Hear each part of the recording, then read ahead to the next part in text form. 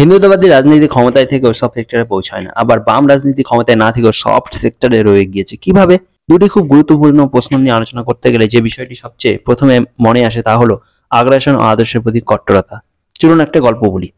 আমাদের পাহাড়িতে যা আবহাওয়া, তাতে আঙ্গুর চাষ করা যায় না। খুব চেষ্টা করেও গাছ হলে তাতে কোয়ালিটি আঙ্গুর জন্মায় না, তাই কেউ চাষ করেও না।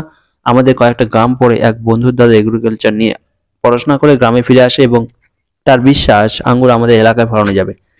সেটা কোয়ালিটি অর্থকারীতে বটে, এমনকি আমাদের এলাকা অর্থনৈতিক উন্নয়নে নাকি আঙ্গুর একমাত্র চাষ হতে পারে। আমরা তাকে বোঝানোর চেষ্টা করলাম আঙ্গুর হয় না আমাদের মাটিতে, বরং আমাদের মাটিতে যে চাষগুলি ফসলগুলো রয়েছে সেগুলিকে আরো ভালো করলে চাষ করলে হয় না। দাদা গুয়ার গো না, আঙ্গুর চাষই করবে। অদ্ভুত জেদ নিয়ে দাদা আঙ্গুর চাষ করলো এবং আমাদের সবাইকে চমকে দিয়ে আঙ্গুরের ফলন বেশ ভালোই হলো। যদিও মাটির না হওয়াতে মিষ্টতা না এসে কিছুটা টকই হলো, কিন্তু আঙ্গুর ফলন বেশ ভালোই। ওই দাদা নিজের ভাবনার প্রতি বিশ্বাস ও কট্টরতা অনেক বাধা পেরিয়ে আঙ্গুর চাষ সফল করেছিল। রাজনীতিও তেমন। কোন আদর্শের সমর্থকরা তার আইডিওলজির পক্ষে যতটা আবেগপ্রবণ ততটা কট্টর সেটাই সেই আদর্শকে বাঁচিয়ে রাখে বা মেরে ফেলে। বাম রাজে জ্যোতি বসুর সময় বিরোধী মতের খুন হয়েছে মানুষ, বুদ্ধদেব ভট্টাচার্যের সময়ও বিরোধী মনের মানুষ খুন হয়েছে, কিন্তু তার জন্য কটা বামপন্থীকে বলতে শুনবেন বুদ্ধবাবু খারাপ, বুদ্ধবাবুর পরাজয় জরুরি, বামপন্থা ছেড়ে বেরিয়ে যাব, মানুষের জীবনের দম আগে, উল্টো পাল্টা। এটাও দেখতে পাবেন সায়াবাড়ির মতো ঘটনা, যেটা নেতাদের মতো ঘটনাকে ডিফেন্ড করে নানা মত প্রপাগান্ডা নামছে। কিন্তু কিছু হিন্দুত্ববাদীরা অদ্ভুত, এদের সবচেয়ে ঠুনকো হলো নিজের আদর্শ ও হিন্দুত্ববাদ। দুটি বিরাট ফ্যান আমি।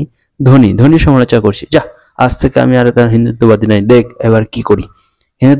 হিন্দুত্ববাদী মানেই যে ফেমিনিজম মানতে, এমন নয়।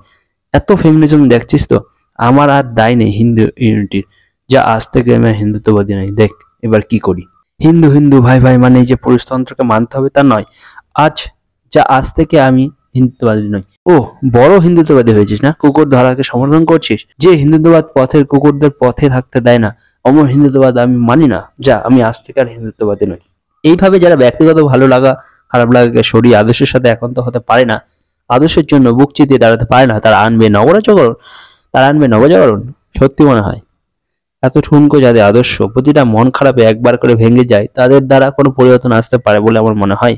আপনারা যে আদর্শ এত ঠুনকো, কিছু হলেই যে আদর্শকে কাঠগড়ায় তুলে ছুঁড়ে ফেলে দিতে হয়, সেই আদর্শ অস্তিত্ব টিকিয়ে রাখবে এই ভাবনা আদৌ ঠিক? কোনো কিছুর প্রতিবাদ করতে গেলে যদি নিজের আদর্শকে কাঠগড়ায় তুলতে হয় আপনাকে, তাহলে মাই ডিয়ার ফ্রেন্ডস,